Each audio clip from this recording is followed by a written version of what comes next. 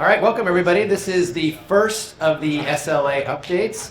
I say this every year, and I mean this every year, especially for the new people. We are super fortunate to have a state liquor authority that we do. And Chair Fan has done amazing work as well, trying to update things. And I think the greatest thing, and this is where I think I'm lucky in my job, is that when you all call me with an issue, if it's not something I can handle, or something that Stefan can handle, who you see regularly as well, I can go to Bill, or I can go to Paul, or go right to Lily herself, and we get a response. And that's like super great, because then we get the issue solved. So the fact that they're so accessible when we need them is something that's very unique, I think, in most states. So we're very appreciative that you do this. You're spending 2 sessions here. You've done it 2 years in a row. And with that, I would like to introduce Lily Fan, the chair of the State Liquor Authority, and then everyone else can introduce themselves as well. Hi, everybody. It's our second year back with this team here, so I'm really excited to see all of you. I'm just going to introduce, this is Paul Carano, who is our Director of Legislative Affairs and also our wholesale manufacturing guru. This is Bill Crawley, who has been, we changed his title to Executive Deputy Commissioner, which is the basically #1 of agency title if you don't know government. So this is the guy who runs it all behind the scenes. This is Shannon Kearney-Sarfel, who's our general counsel, been with the agency now. She started just right before I became chair, so we are learning all of this hand in hand and making decisions together, and I think it's quite different when it's 2 women at the helm and not a bunch of men sitting around. And then we have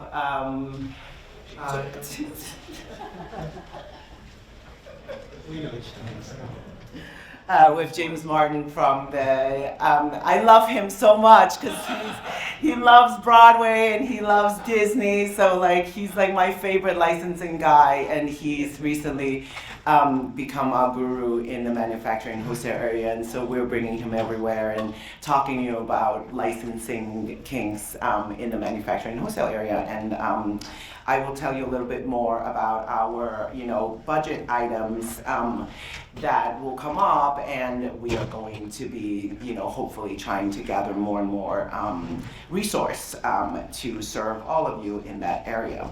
So again, I've been here for now, this is my 2nd year here. Last year was our first cycle, and since we last saw you last year, we already showed off all our sort of budget wins. I don't know that we need to revisit those.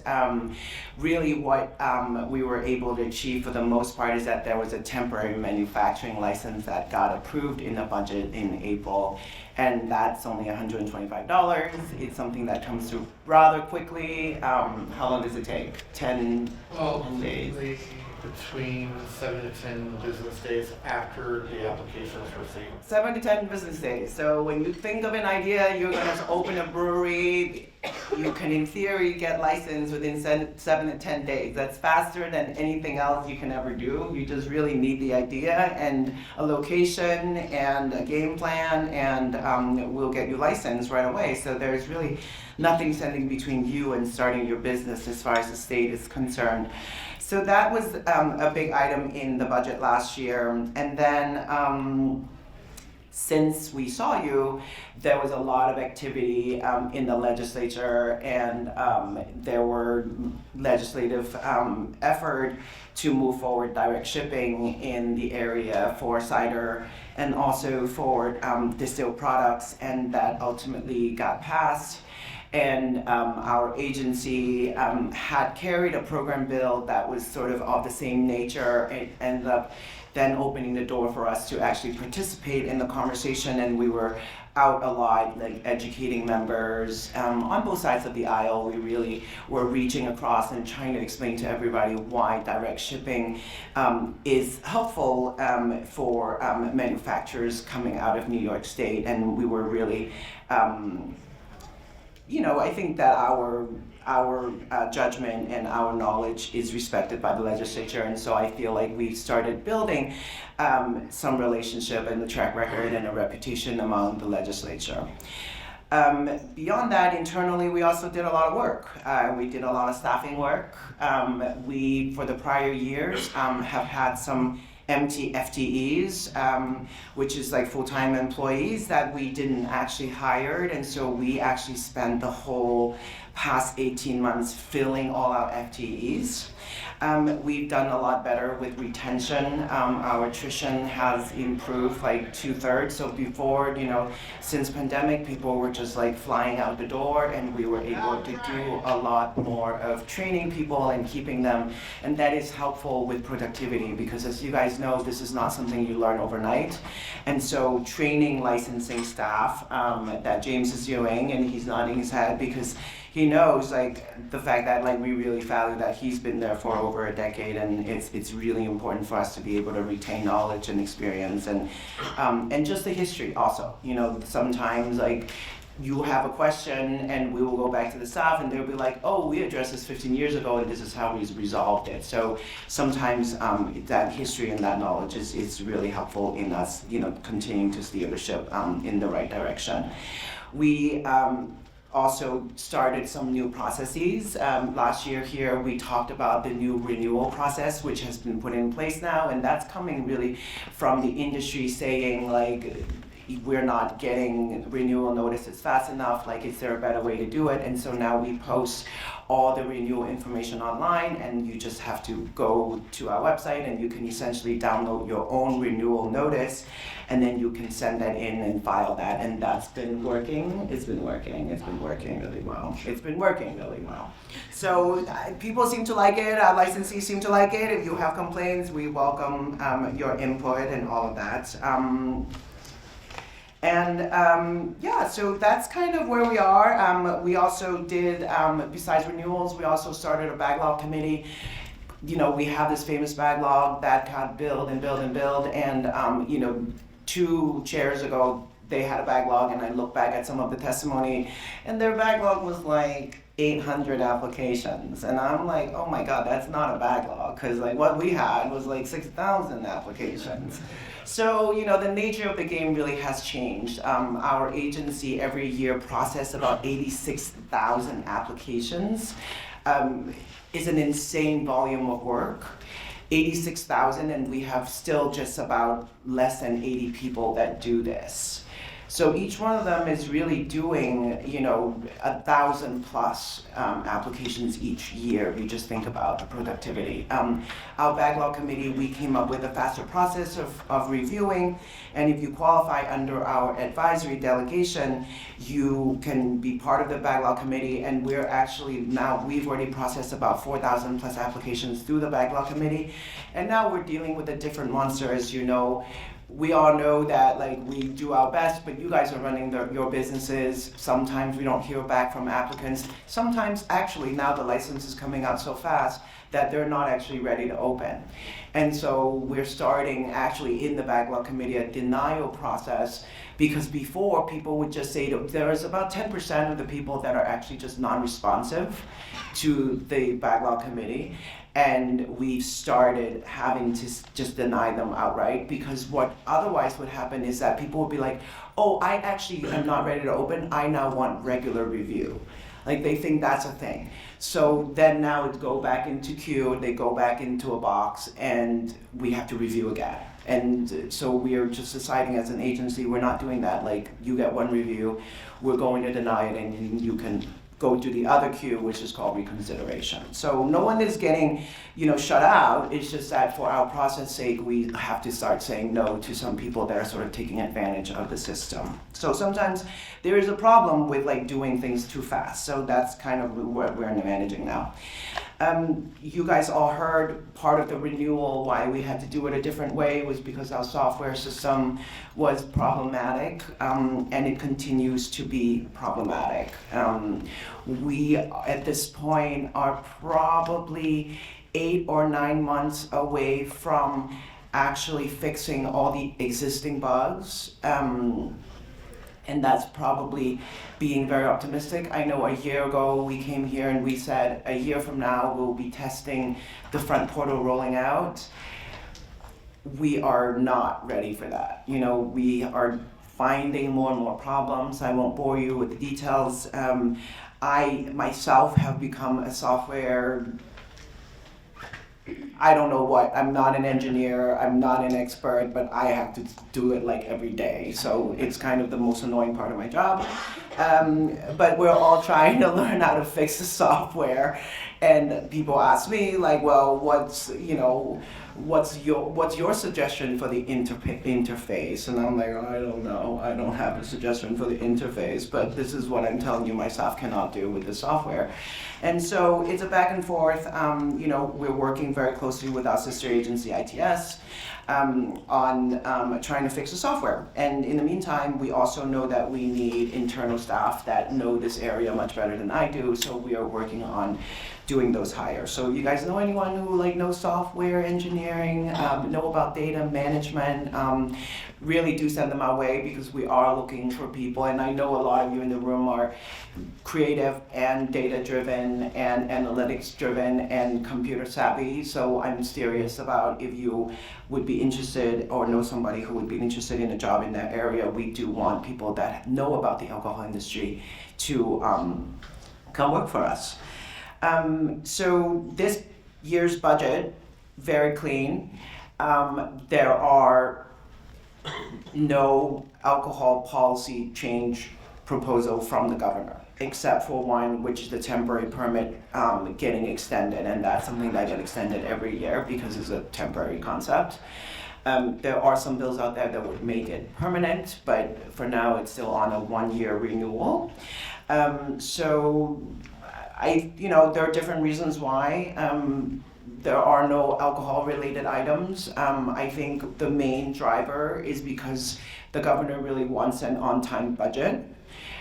If anything alcohol goes in, you guys all know, read in the newspaper, what were the big issues that the advocates were pushing for. Any of that will probably push budget back about 6 weeks or so, and then we're going to be all in trouble as a legislature, because then nothing else gets done and the whole time is being spent on the budget. Of course, the assembly is also slightly allergic to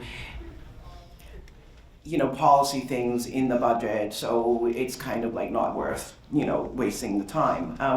However, the agency did get a big win. Besides I live with no policy if you give us the money. So we got a historic increase proposal from the governor, which is an incredible thing. We have 28 new positions for, as I mentioned, licensing, wholesale manufacturing, and also in counsel's office, in legal and counsel. So we have 28 new positions, and we've already been positioning ourselves to start actually the hiring of those positions. It's not just hiring people, then it involves fixing our space, improving our conditions at the office and stuff so that we can actually fit more people and have a flow where people can work together, and segregating out areas where people that are on the same group can work together. And then we're starting to move some senior people around just so that there can be new people, basically just moving people into positions so that other people can go into the other groups, if that makes sense. So Paul, has 2 jobs. So if we really want him to run wholesale, then I've got to figure out how to maneuver all the other responsibility that he has. So we've been doing a lot of that internal maneuvering with our directors and other people that are in the chain of command, just to get ready for the hiring of a new tier of leadership in our agency.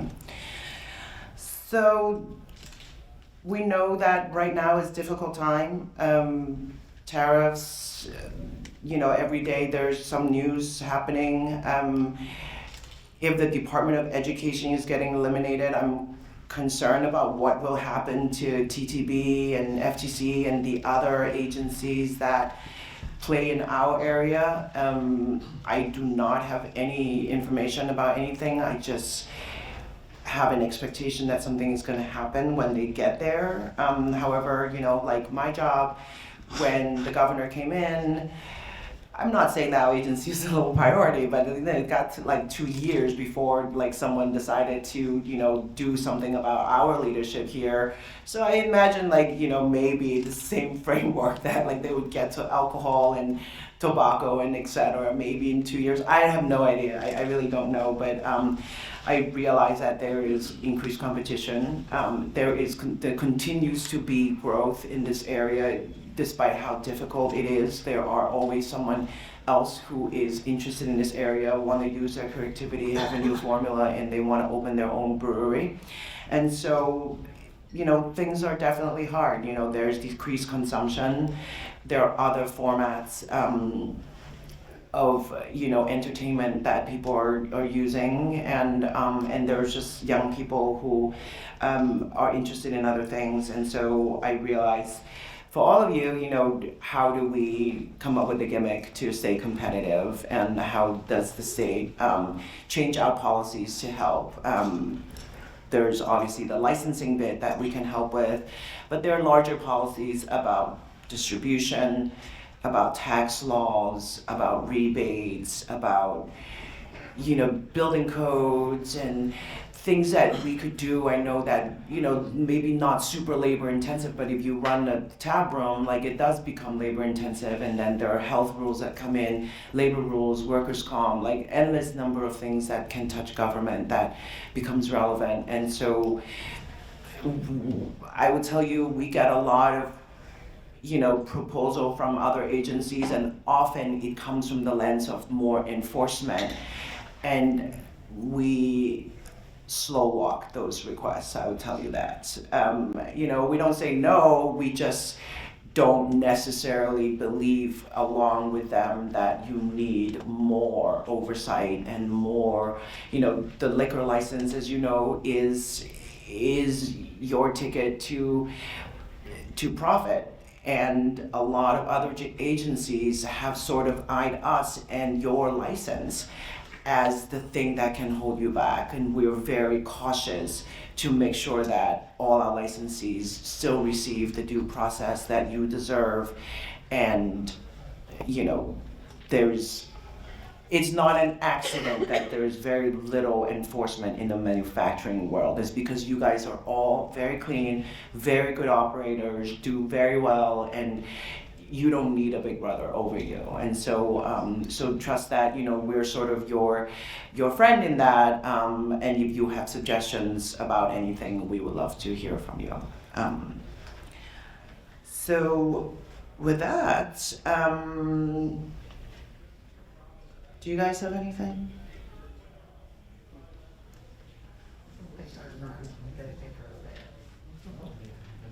So we'd love to hear your questions. I know we don't generally comment on pending legislation, but bring up your ideas and we can see what we can answer.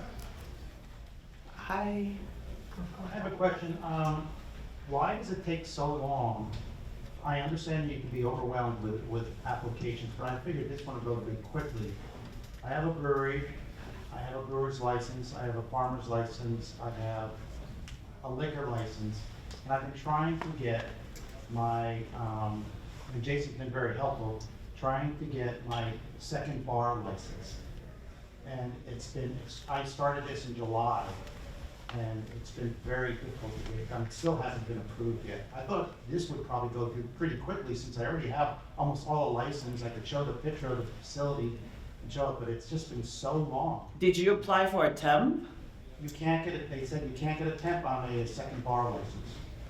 I was told. Oh, it's an ad bar? Is that what you're Oh, saying? an ad bar. Yes. Oh. That's weird. July is like kind of, we're not even in July anymore. We should be in August. We're in September. September. Manufacturing licenses currently. But he's an ad bar, yeah. Essentially, yeah.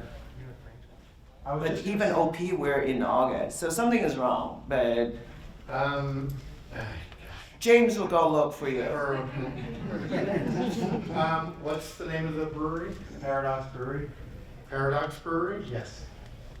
And it was an ad bar license? Yes. They also sent me that they requested more information, but I didn't get it because they posted it on a website that I can't access to, where I tried to claim my business, and it keeps kicking me back every time and says it doesn't work. So But you've applied. yeah, July. I will I look paid into the money, I that paid and let you know. $1,800 additional dollars, and I still haven't seen anything. I have an $1,800 card, And the check was cashed. yes. Yeah, yeah. Yeah, we'll follow up and let you know. Yeah.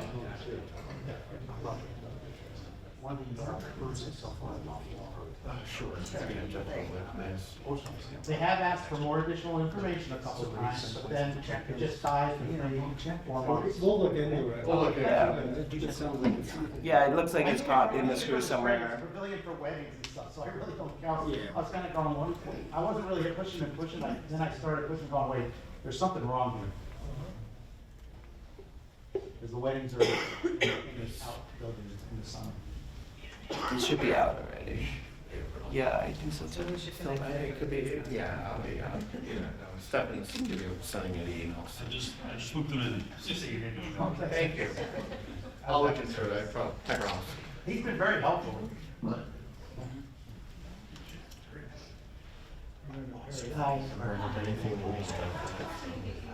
also mentioned the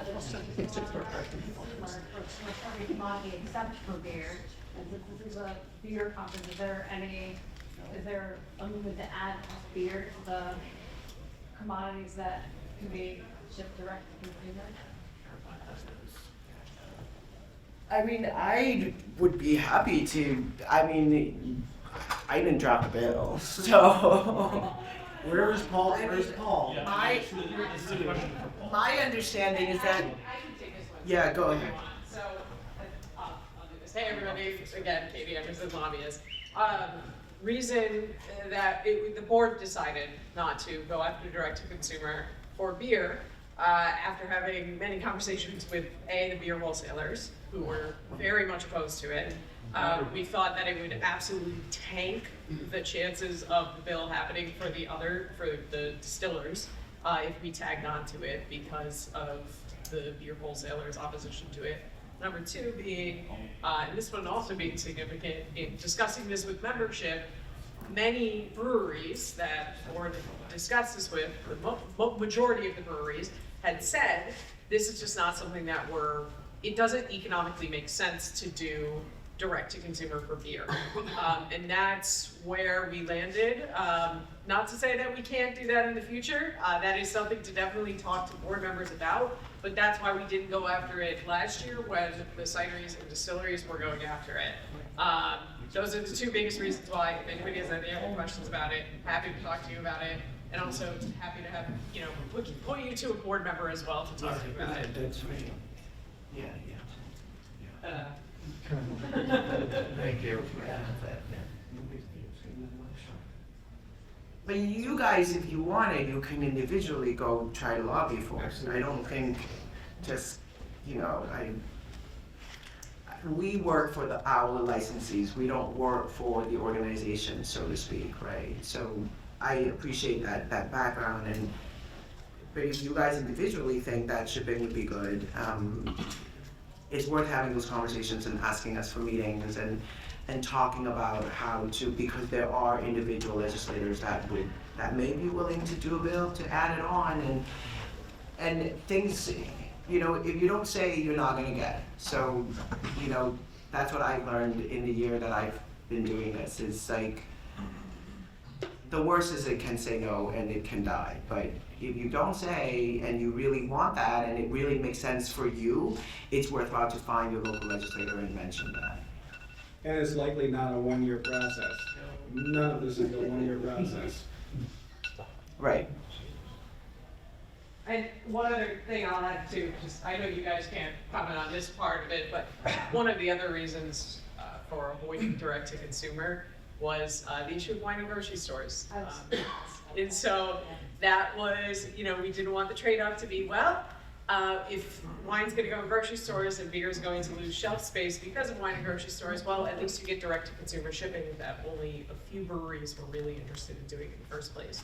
So that was the other strategic part as to why we were not pursuing direct-to-consumer shipping. Can I ask about the wine? I've been starting to see signs in grocery stores called the New York State of Wine or something. I was just wondering what's going on with that, if there is any leverage behind that, or what we can expect.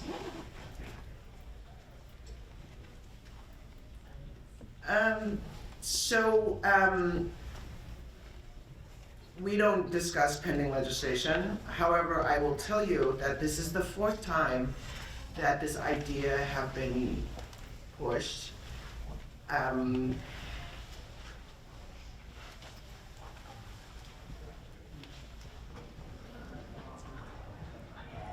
think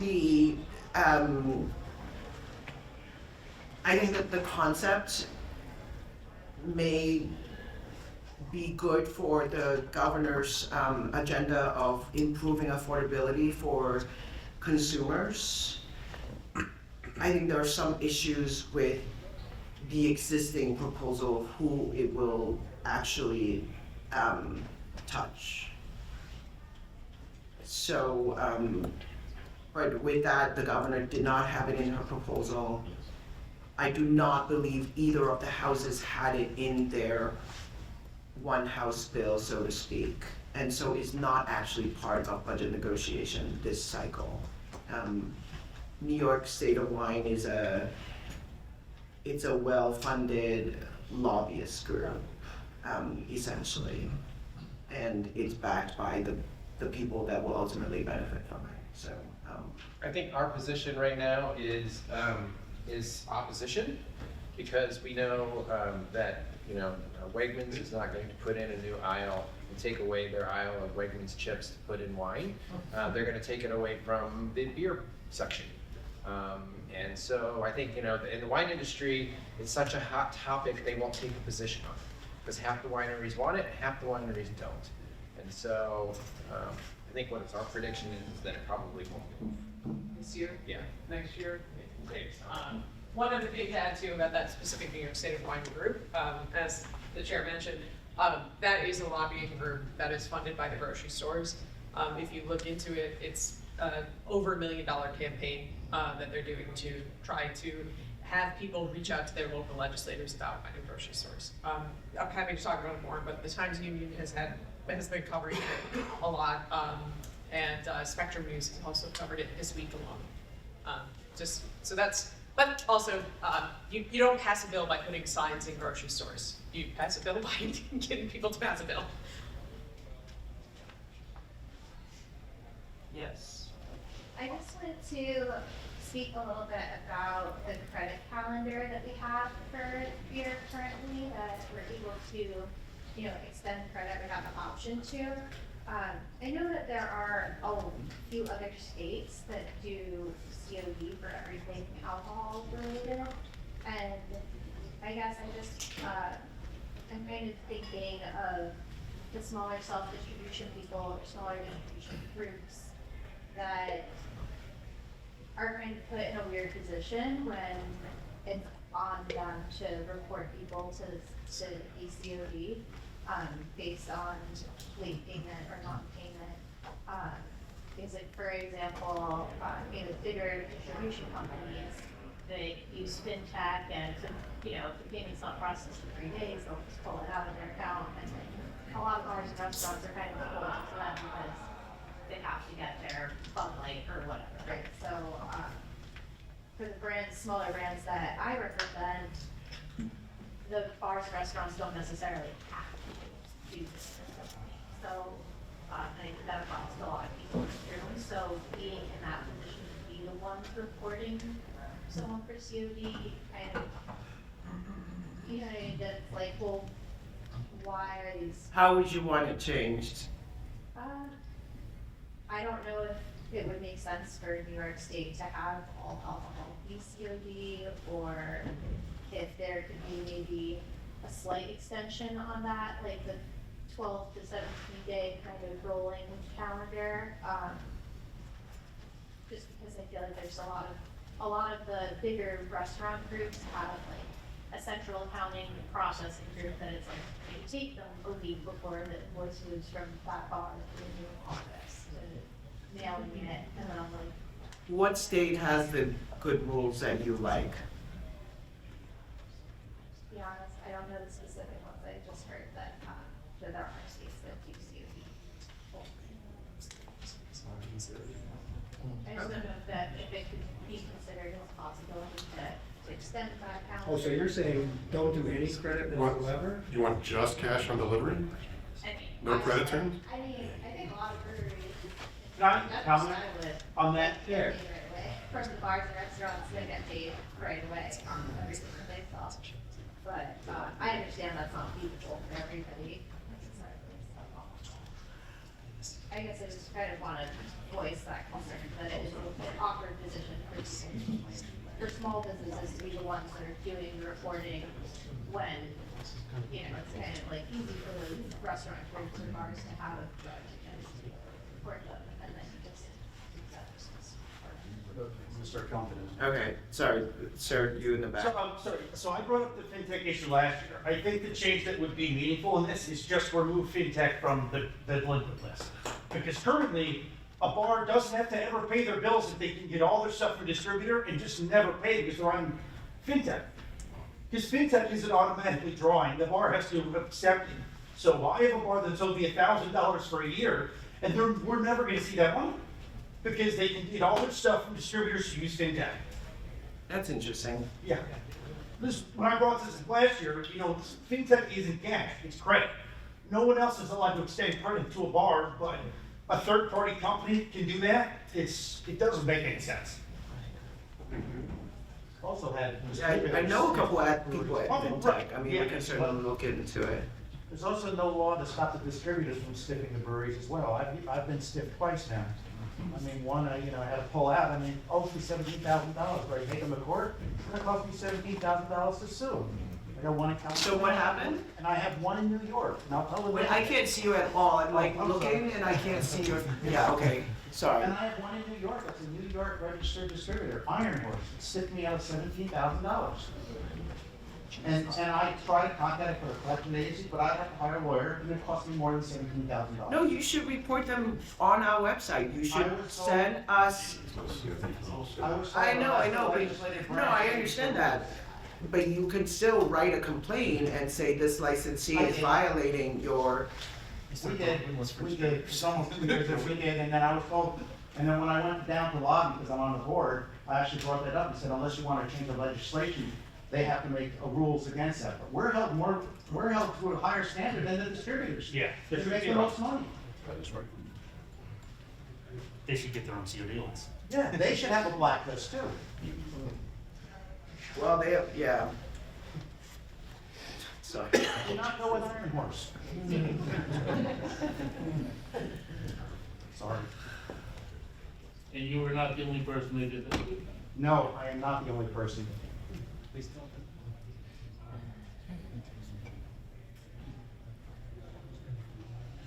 That's so odd. They sold the beer, kept the money, and never gave me a dime. Then asked for another order too. It's a great business model if I you know, don't pay it's rent. good. We do it 2 or 3 times each person. Yeah. Now we have 505 breweries. But that's so odd, like, why would they do that? Because you're in this room with all these other people, so like, don't they burn their own bridges? Yes. I don't understand. Distributors don't fix it. It's a quick, Yeah. Stash and grab. They get money, they get out, they never see it again. yeah.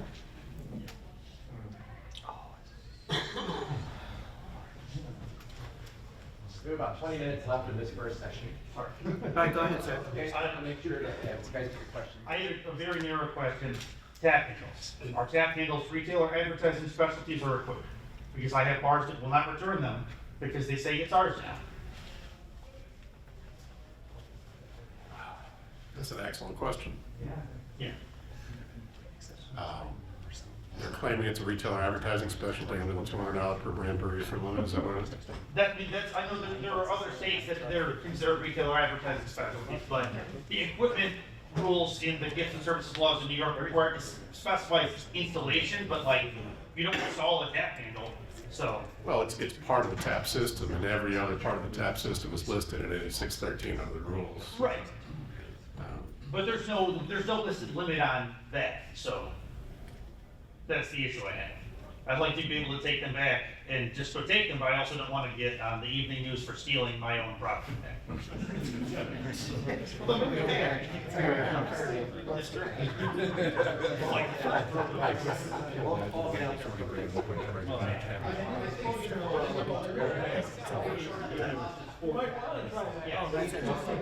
So if we were able to say, yeah, have a tap handle, but there's a $5-10 deposit on it, that means we're getting it back. If we said a porch losing tap handle. But then what happens to the bar, it's the same thing with your tap handle with the cat. I have bars that won't give me the deposit back, they said, hey, keep the $30, we're just gonna move it. Costs a fortune. Yeah. That's interesting. That's right. But look at Jersey, they do it. But I mean, we're losing money on the cat. A deposit, that's interesting. So we talked to wholesalers about that because of this issue, and they're not fans of it, because they're worried that some wholesalers then will use it to incentivize, like, you don't have to pay, we'll just give you the tap handle sort of thing, and then that game will happen. And so Yeah. we did discuss it, But isn't that then an illegal gift of service if they're giving tap handles away for free and charging for other ones? that was their issue. Well, So there's enforcement the law, we know. if there was enforcement and the shooters don't give it away for free, or actually penalized, that'd be great. That needs to be reported, Yeah. for sure.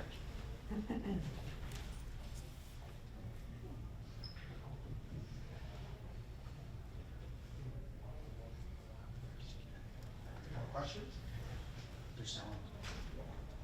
Well, there's gotta be more questions. There we go. When is THC going to be allowed in beer in New York State? No,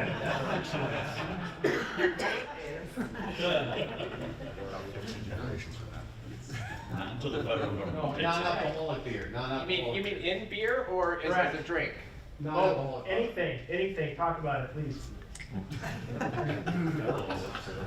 We don't work at OCM, I mean, that's it's really the responsibility of a different agency and a different set of people. We've done what we can on this front, there's no appetite for it. The original bill sponsors of the cannabis law is very much of belief that those two substances do not need to match.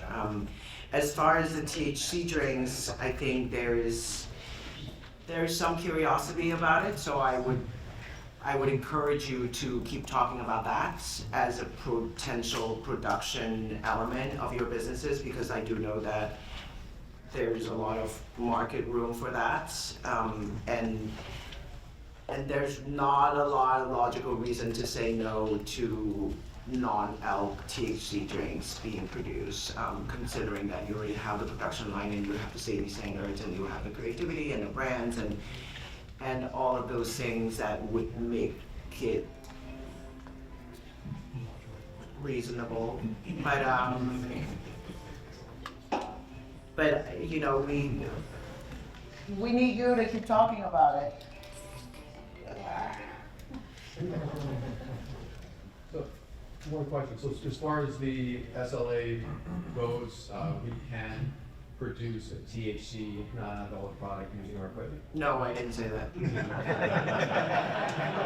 try though, good try. Good effort.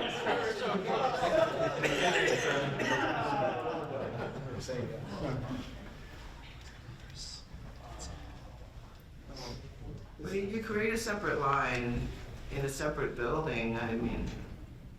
Yeah, there's a wall. Yeah, absolutely, if you're a process, but if it's in the same premises as an SLA license, there would have to be alternate, or,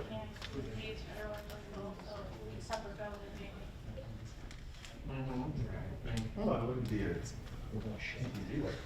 You can't have it in a place that has really someone puts the influence. But you would have to walk out of section. Separate building is probably the safest thing. Yeah. Go ahead. So I did more, I don't request for a suggestion, but I'm one of the attorneys and I spend a lot of my time answering questions to other attorneys and to the trade member. And there's a lot of these common things where there's not a lot of answers. It would be helpful if the SLA would put out some guidance documents on some of these things. The problem is everyone sends me pictures of people doing everything illegal, and I can't convince them that it's legal, especially other attorneys. So I contact SLA Legal and I get asked, on this one example, I would get asked OCM says that's, you can't get an answer.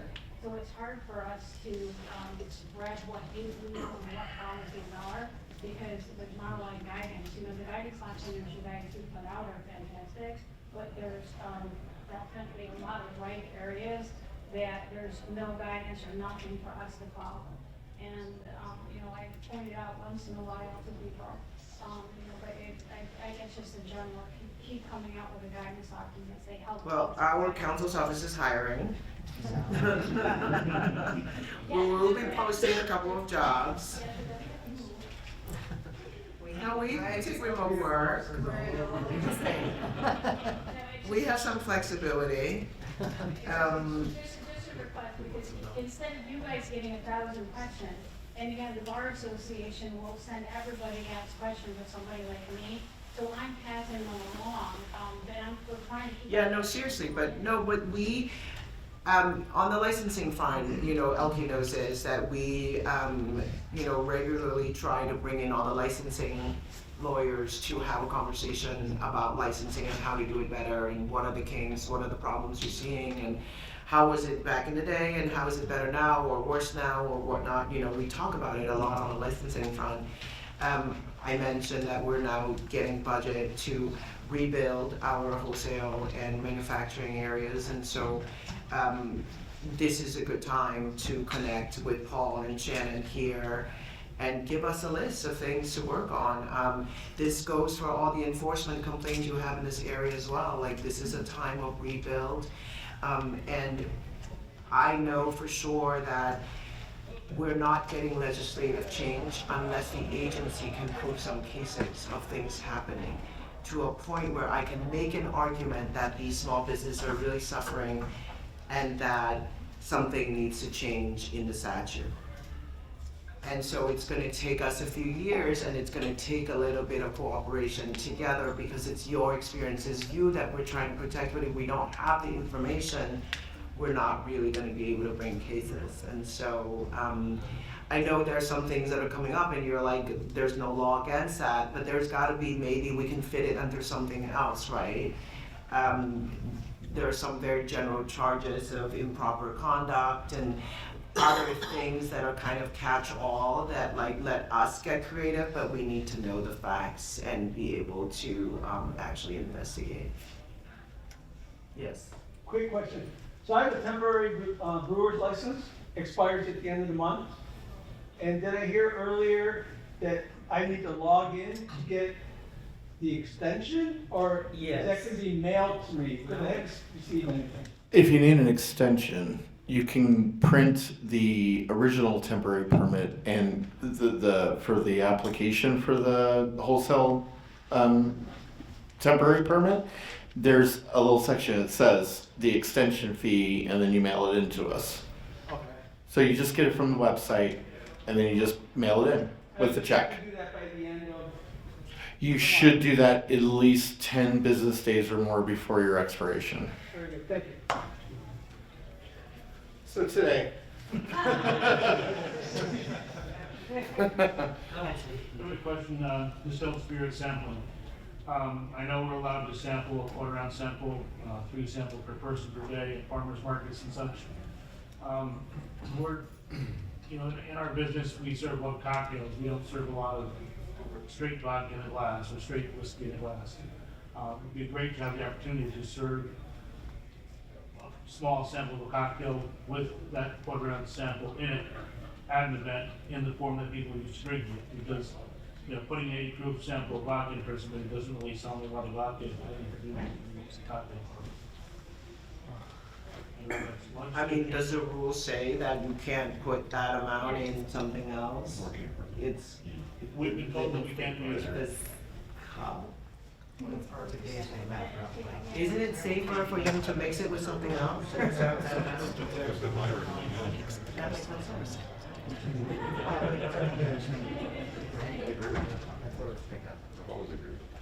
We don't want to serve it first to the customer, we want to serve it in the form that they're used to using it labels and serve it for them. Make it approachable. We always have to change the marketing permit? I think that's what the marketing plan. It's in the marketing permit? It's a great question. Thank you.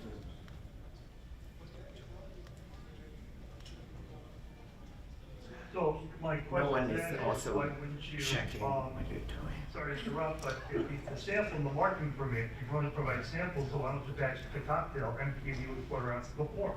We're not allowed to batch cocktails unless it's in a machine. Does it say? Yeah. Yes, to mix it. You have to mix it. Yeah.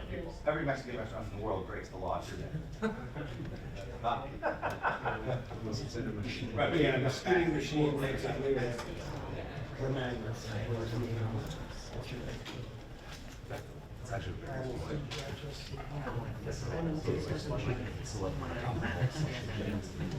If it's at least a gallon and it's continuously stirred, then it's not. That's all. Batch up to 1.75. That makes no sense with everything else. That's the singular exception. It's just as long as it's continually added. Right, it's all the same.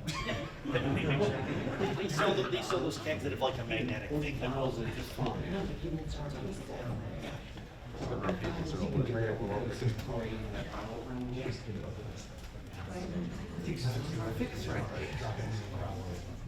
that.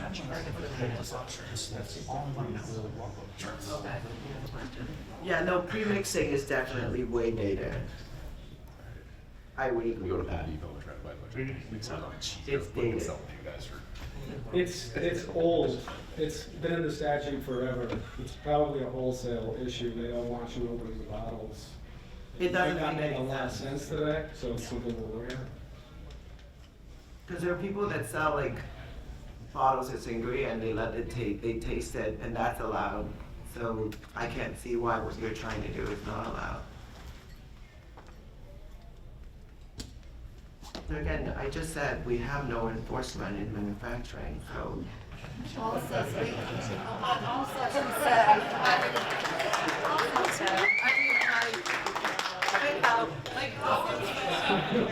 You have to follow the law.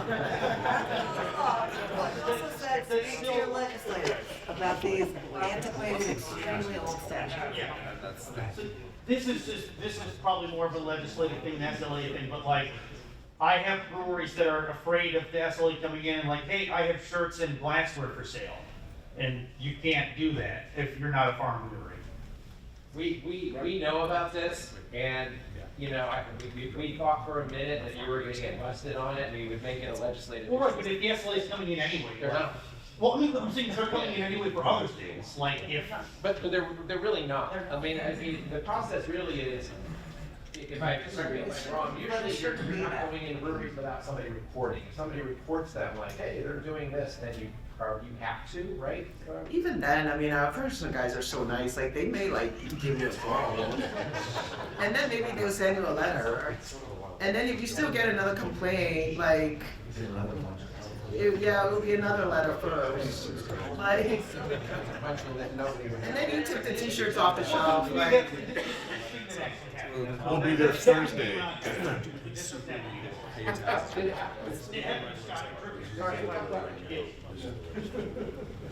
I mean, you know, the good thing about your organization here actually is that they don't create panic. You know, I think that's the good thing about Paul and the leadership here, is that they're not pushing things that will ultimately hurt the members. And I see a lot of other organizations doing that. No, seriously, I mean, and that is something that we get pushed up against the wall to make a declaration that this is illegal. And I'm like, I don't understand how that helps your members. Because you just create more work for the lawyers and you make us look bad. And ultimately, the licensees are now really panicked. And that's not really how this area operates. And so, like, use your judgment, right? Like, you know, like, it makes no sense that some of us are allowed to sell a t-shirt and the others don't. So like, do we need to go fix each piece of that law or just print some t-shirts and see what happens? I vote for fix the law. Just comment quickly on that law too. The reason that law is the way it is we went to originally push it to expand to both breweries and farm breweries, but the legislature said, well, we want the benefit to go towards farm breweries to encourage people to go towards the farm brewery license and get that farm brewer's license, and that's why it is the way it is. The legislature at that time, and it's still the same leadership, were not willing to fight to have it expand. It was the food truck bill. Oh, yeah. They were not willing to expand that to regular breweries. They wanted it to be, well, it's easy enough to tack on a farm brewery license, so tack on a farm brewery license, and then you can sell the t-shirts legally. That's the reasoning why. It's the same exact leadership who opposed it the last time, so I would imagine that hasn't changed by them It's my job to bring it up. Yep. We got, about 5 minutes. Oh, all right. I was wondering, I know you guys have some memos, but could you clarify an issue that I get asked a lot? So, with downturn with breweries, and especially with some of their employees in labor, they have a lot of part-time bartenders. So the question is, can a brewery owner who's a startup not making a lot of money take some bar shifts working at a retailer, and then also the employees? Can they work part-time for the wholesaler and part-time for the retailer? I've had, many times when we went to put in an application, the SLA required them to quit their job and us. I mean, for that particular person, it probably makes the most sense to ask for a declaratory ruling and just get. I think there is already a declaratory ruling on that. Well, declaratory rulings don't apply to other people. It only applies to the person who is mentioned in that particular ruling. So you can read it and make an inference as whether it applies to your situation or not. But if you get charged for title violation, which I've never seen in the past 6-7 years, if you get charged, in theory, you can't say that was in that declaratory ruling. You have to ask for your own. But as he mentioned, there are cross-tier employment things that the board has been saying is okay. There are some that are not clear, like the one with the solicitor, like you can't sell, they have some things, but they don't seem to cover like the general section. I mean, people can just ask. Honestly, I think that we are actually much more approachable than the world would think. I mean, you don't need a lawyer to ask for a declaratory ruling. You send an email to Shannon and say, I wanted to, you can write your own letter and say, I want to do this. Can you ask the board if they can vote on it? And you have just as much access as any lawyer does. And so if you have a question about whether that's legal or not, you can certainly ask for it. And it will help us use this process to clarify some of the things that are not clear or not straightforward.